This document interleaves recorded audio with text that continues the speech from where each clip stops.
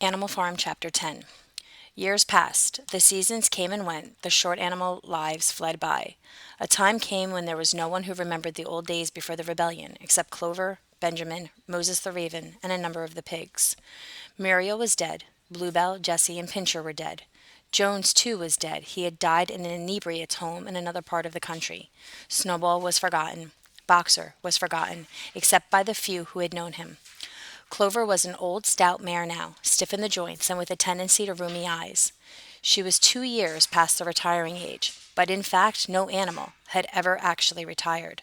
The talk of setting aside a corner of the pasture for superannuated animals had long since been dropped.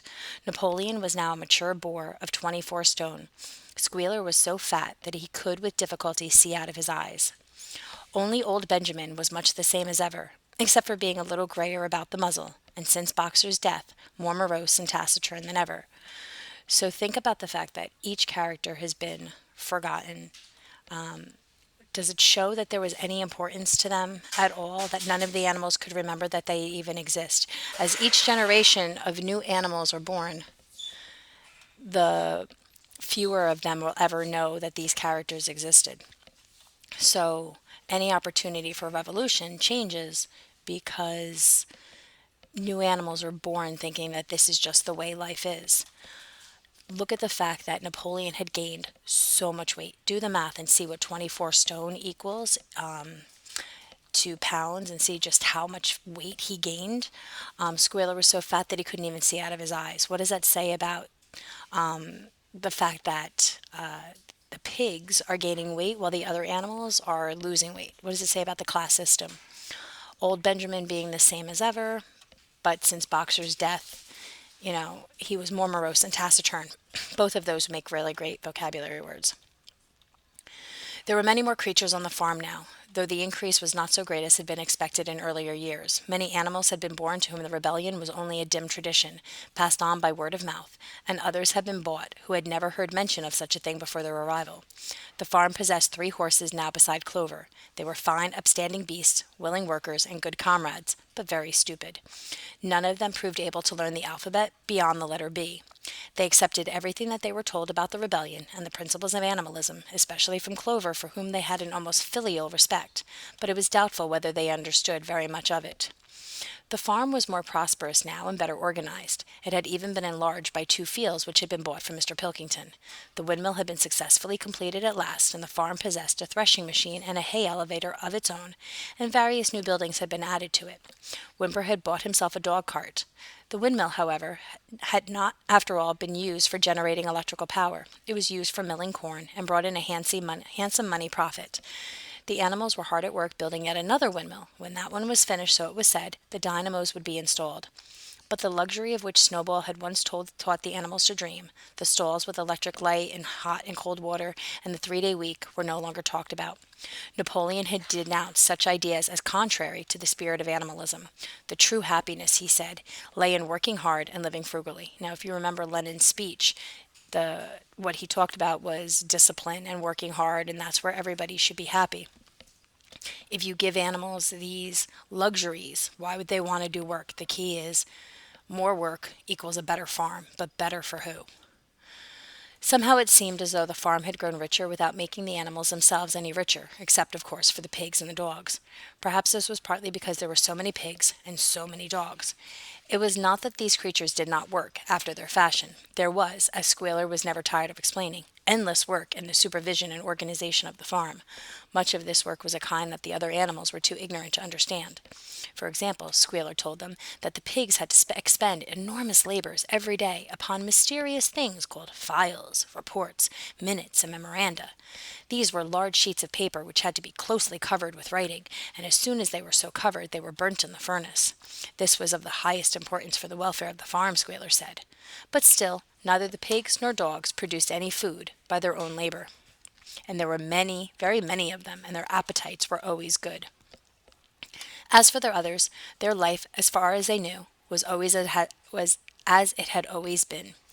They were generally hungry, they slept on straw, they drank from the pool, they labored in the fields, and in winter they were troubled by the cold, and in summer by the flies.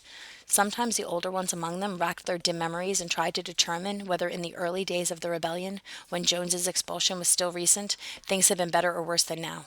They could not remember. There was nothing with which they could compare their present lives. They had nothing to go upon except Squealer's list of figures, which invariably demonstrated that everything was getting better and better. The animals found the problem insoluble. In any case, they had little time for speculating on such things now. Only old Benjamin professed to remember every detail of his long life, and to know that things never had been, nor ever could be, much better or much worse, hunger, hardship, and disappointment being, so he said, the unalterable law of life. So the expectation is that people are just going to be hungry, going to have hard times, and are going to be disappointed. That there is never, ever going to be happiness for anyone. And yet the animals never gave up hope.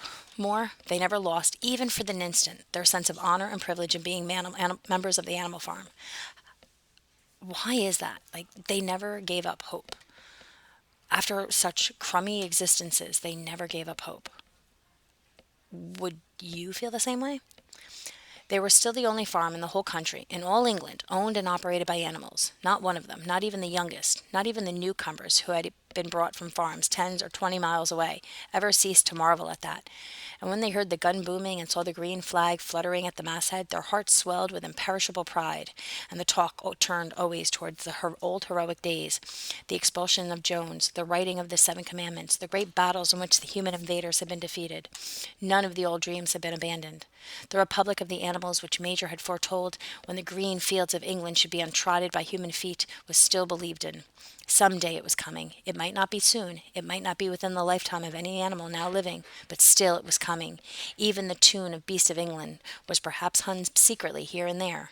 At any rate, it was a fact that every animal on the farm knew it, though no one would have dared sing it aloud.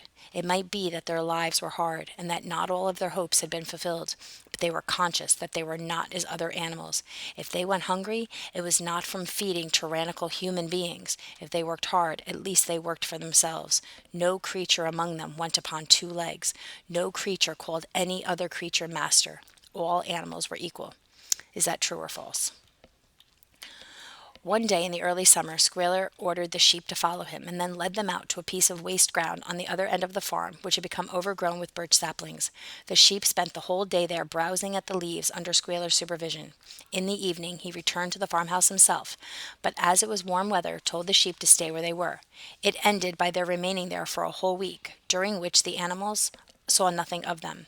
Squealer was with them for the greater part of every day. He was, he said, teaching them to sing a new song, for which privacy was needed. It was just after the sheep had returned, on a pleasant evening, when the animals had finished work and were started making their way back to the farm buildings, that the terrified neighing of a horse sounded from the yard. Startled, the animals stopped in their tracks. It was Clover's voice. She neighed again, and all the animals broke into a gallop and rushed into the yard. Then they saw what Clover had seen, a pig walking on his hind legs. Yes, it was Squealer, a little awkwardly, as though not quite used to supporting his considerable bulk in that position, but with perfect balance he was strolling across the yard. And a moment later, out from the door of the farmhouse came a long file of pigs, all walking on their hind legs. Some did it better than others. 1 or 2 were even a trifle unsteady, and looked as though they would have liked the support of a stick. But every one of them made his way right round the yard successfully. And there was a tremendous baying of dogs and a shrill crowing from the black cockerel, and out came Napoleon himself, majestically upright, casting haughty glances from side to side, with his dogs gambolling round him. He carried a whip in his trotter. Now, just a few paragraphs before, it said, no creature among them went on 2 legs. And then 1, 2, 3 paragraphs later, a pig is walking on his hind legs. Why is that significant? Why is that so important? There was a deadly silence. Amazed, terrified, huddling together, the animals watched the long line of pigs march slowly round the yard. It was as though the world had turned upside down. Then there came a moment when the first shock had worn off, and when, in spite of everything, in spite of their terror of the dogs and of the habit, developed through the long years of never complaining, never criticizing, no matter what happened, they might have uttered some word of protest. But just as that moment, as though at a signal, all the sheep burst out into a tremendous bleating of 4 legs good, 2 legs better. 4 legs good, 2 legs better. 4 legs good, 2 legs better. So remember what those sheep are representing. Remember the fact that those sheep are not individuals, they are a group. Anytime somebody was going to start some kind of a challenge, some kind of an argument, the sheep would get going, and then all the animals would kind of give up their desire to change things. The distraction of the sheep cuts down the arguments. It went on for 5 minutes without stopping, and by the time the sheep had quieted down, the chance to utter any protest had passed, for the pigs had marched back into the farmhouse. Benjamin felt a nose nuzzling at his shoulder. He looked round. It was Clover. Her old eyes looked dimmer than ever. Without saying anything, she tugged gently at his mane and led him round to the end of the big barn where the 7 commandments were written. For a minute or two they stood gazing at the tattered wall with its white lettering. My sight is failing, she said finally. Even when I was young, I could not have read what was written there, but it appears to me that the wall looks different. Are the 7 commandments the same as they used to be, Benjamin? For once Benjamin consented to break his rule, and he read out to her what was written on the wall. There was now nothing there except a single commandment. It ran, "All animals are equal, but some animals are more equal than others." My God, this needs to be in your Cornell notes. Big, bold statement. What are your thoughts about this? All animals are equal, but some animals are more equal than others. What does that mean? After that, it did not seem strange when the next day the pigs who were supervising the work of the farm all carried whips in their trotters. It did not seem strange to learn that the pigs had bought themselves a wireless set, were arranging to install a telephone, and had taken out subscriptions to John Bull, Titbits, and the Daily Mirror.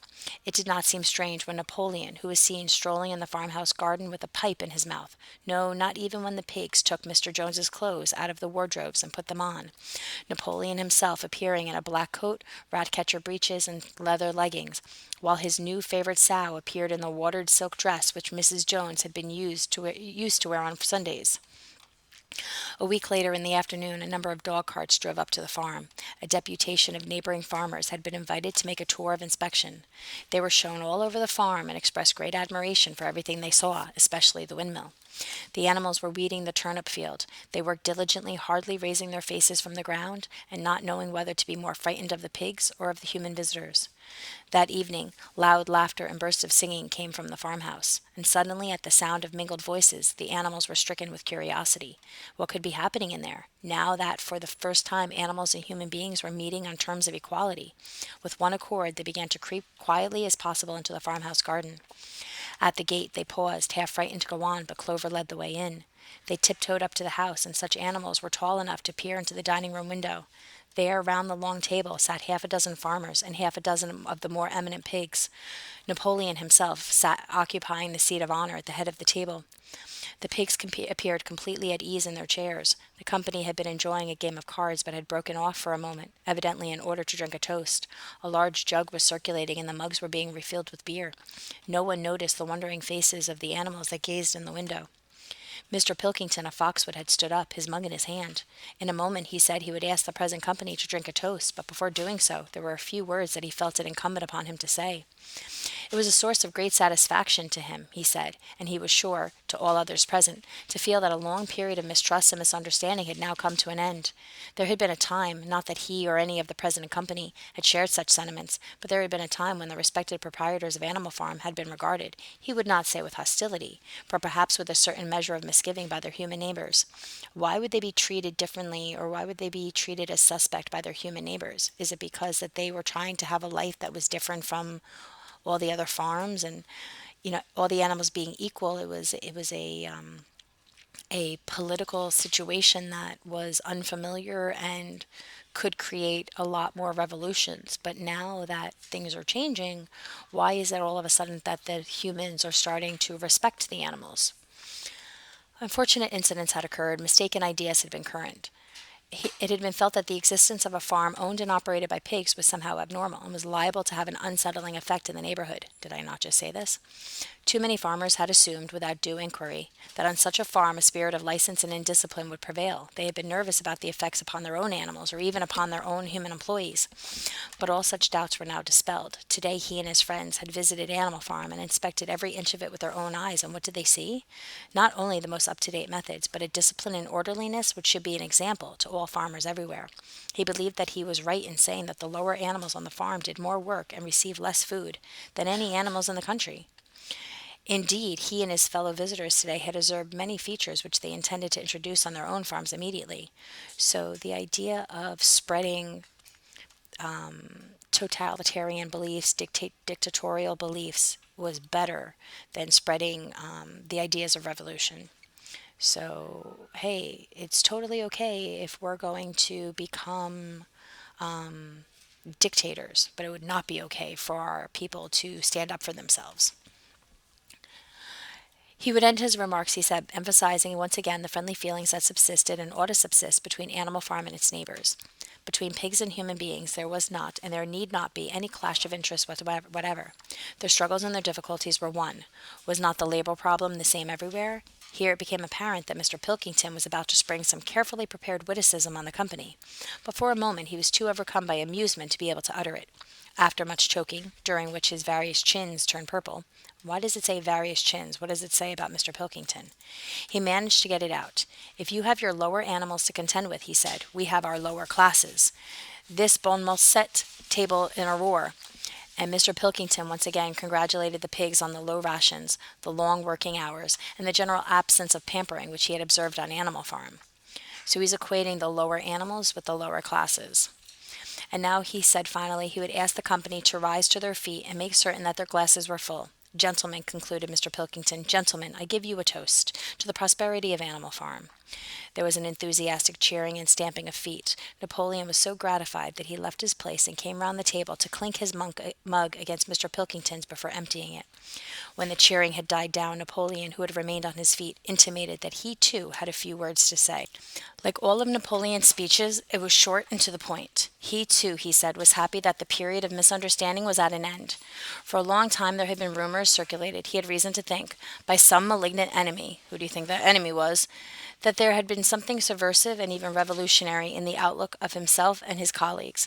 They had been credited with attempting to stir up rebellion among the animals on neighboring farms. Nothing could be further from the truth. Their sole wish now was in the past and was to live in peace and in normal business relations with their neighbors. The farm, which he had the honor to control, he added, was a cooperative enterprise. The title deeds, which were his own possession, were owned by the pigs jointly. Now, Napoleon says that, trying to stir up rebellion among the animals was a lie. Don't we remember them sending out the pigeons in like chapter 3 or 4, trying to spread the word of Animal Farm to all the other animals? So now it's all a lie. Like, hey, we weren't trying to do that. He did not believe, he said, that any of the old suspicions still lingered, but certain changes had been made recently in the routine of the farm which should have the effect of promoting confidence still further. Hitherto, the animals on the farm had had a rather foolish custom of addressing one another as a comrade. Interesting. Foolish custom of addressing one another as friend? This was to be suppressed. There had also been a very strange custom, whose origin was unknown, of marching every Sunday morning past a boar's skull which was nailed to the post in the garden. This too would be suppressed, and the skull had already been buried, so old Major is to be forgotten. His visitors might have observed, too, the green flag which flew from the masthead. If so, they would have perhaps noted that the white hoof and horn with which it had previously been marked had now been removed. It would be a plain green flag from now onwards. So the idea of the revolution, the hoof and the horn, the animals are equal, is now gone from the flag. So they were basically rewriting history. He had only one criticism, he said, to make of Mr. Pilkington's excellent and neighborly speech. Mr. Pilkington had referred throughout to Animal Farm. He could not, of course, know, for he, Napoleon, was only now for the first time announcing it, that the name Animal Farm had been abolished. Henceforth, the farm was to be known as the Manor Farm, which he believed was its correct and original name. So even completely getting rid of the whole idea of animals running the farm is now gone. It's back to Manor Farm. Gentlemen, concluded Napoleon, I will give you the same toast as before, but in a different form. Fill your glasses to the brim. Gentlemen, here is my toast, to the prosperity of the Manor Farm. It was the same hearty cheering as before, and the mugs were emptied to the dregs, but as the animals outside gazed at the scene, it seemed to them that some strange thing was happening. What was it that altered in the faces of the pigs? Clover's old dim eyes flitted from one face to another. Some of them had 5 chins, some had 4, some had 3, but what was it that seemed to be melting and changing? Then, the applause having come to an end, the company took up their cards and continued the game that had been interrupted. The animals crept silently away. But they had not gone 20 yards when they stopped short. An uproar of voices was coming from the farmhouse. They rushed back and looked through the window again. Yes, a violent quarrel was in progress.